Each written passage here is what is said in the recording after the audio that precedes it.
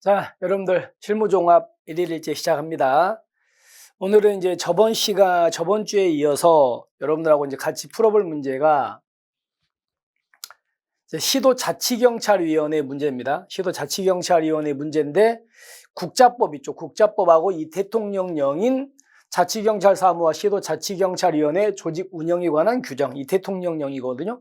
이 두 개를 다 같이 여기에 이제 새로운 내용이 좀 추가돼 가지고 그것까지 우리가 봐야 됩니다.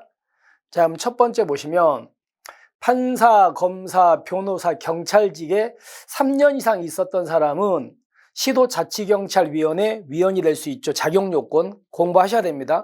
판사, 검사, 변호사 또는 여기 경찰이 들어간다는 걸 조금 조심하셔야 됩니다. 경찰. 근데 이 부분이 잘못됐네요. 3년이 아니고 몇 년입니까?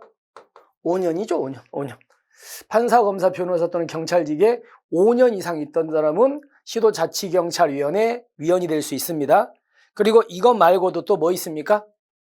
어떤 거 있냐면, 자, 거기 변호사 자격 있고 국가기관 등에서 법률사무 5년 이상.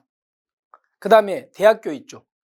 대학교에서 뭐 법률학이라든가 행정학이라든가 경찰학 조교수 이상으로 5년 이상 뭐 이런 분들도 있었죠. 그죠? 그런 나머지 요건들도 좀 기억하시면 되겠습니다. 그래서 기억은 잘못됐습니다.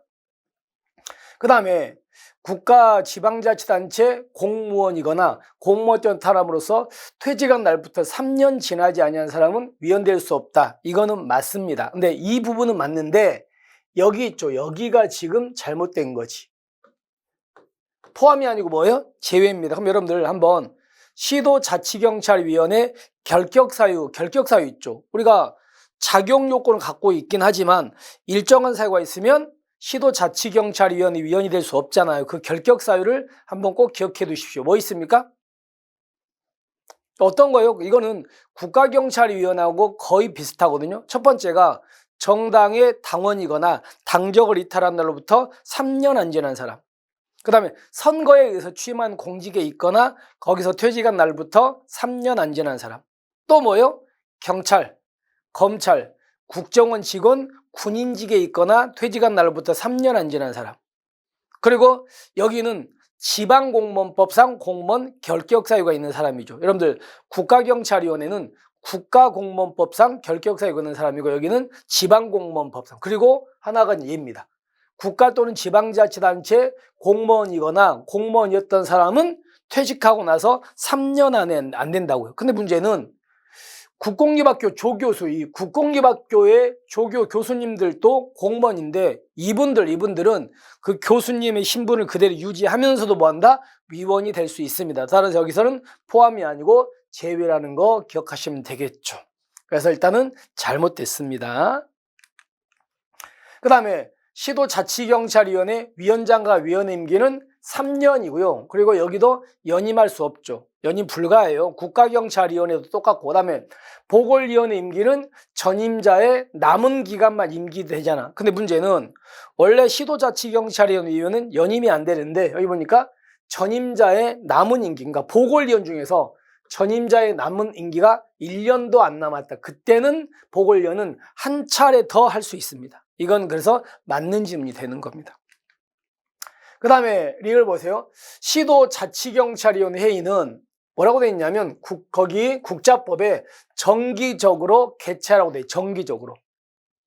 그런데 이 정기적으로 개최인데 이 대통령령을 보니까 뭐라고 되어 있냐면 이 정기적 개최가 한 달에 한 번 이상 열으라고 되어 있습니다. 대통령령에는. 근데 국자법에는 일단 정기적 개최라고 되어 있습니다. 그리고 위원장이 필요하다고 인정하는 경우하고 여기 조심합니다. 위원 2명 이상 요구한다는 거예요. 여러분들 국가경찰위원회는 3명 이상 요구하죠. 여기는 2명 이상 요구. 그 다음에 여기서 시도경찰청장이 들어갑니까? 안 들어갑니까? 안 들어갑니다. 안 들어가고 누가 들어갑니까? 시도지사가 들어갑니다. 시도지사가 필요하다고 인정하는 경우에 임시회를 열 수 있다. 이렇게 돼 있습니다. 그래서 이 부분 때문에 X입니다. 나머지는 다 맞습니다. 그 다음에 시도자치경찰위원 의결이 마음에 안 들면 누가 제의 요구합니까? 시도지사가 제의 요구를 하는 거 아닙니까? 그럼 시도지사가 제의 요구를 했습니다. 하면은 시도자치경찰위원회 위원장은 며칠 이내 회의를 열어가지고 다시 의결해야 됩니까? 예, 여기 제의 요구를 받은 날부터 며칠 이내, 7일 이내 회의를 소집해가지고 다시 의결해야 됩니다. 그런데 문제는 시도자치경찰위원회가 어떤 결정을 했는데 시도지사가 이게 좀 문제가 있다고 생각해서 제의 요구를 했어요.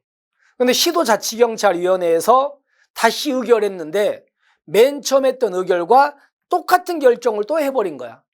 똑같은 결정은 어떻게 했냐면요. 재적위원 과반수가 출석하고 출석위원 중에 3분의 2 이상 찬성으로 예전과 똑같은 결정하면은 그거는 이제 확정됩니다. 여러분들 맨 처음에 결정할 때는 재과 출과잖아요. 근데 제의 요구를 받아가지고 다시 의결할 때는 재적위원 과반수 출석과 출석위원 3분의 2 찬성으로 전하고 똑같은 결정하면 그거는 이제 확정된다 해가지고 뒷부분 재적위원 과반수 찬성으로 전과 같은 의결하면 확정이 아니고 어떻게 됩니까? 재적위원 과반수가 일단 출석을 해야 되고 출석한 사람 중에서 어떻게 된다고요? 3분의 2 이상의 찬성이에요. 이렇게 해야 확정됩니다. 그래서 이 부분 잘못된 거 아시겠죠? 그 다음에 시도자치경찰위원회 위원장은 정기회와 임시회를 열겠죠, 위원장이. 근데 아까 얘기했죠.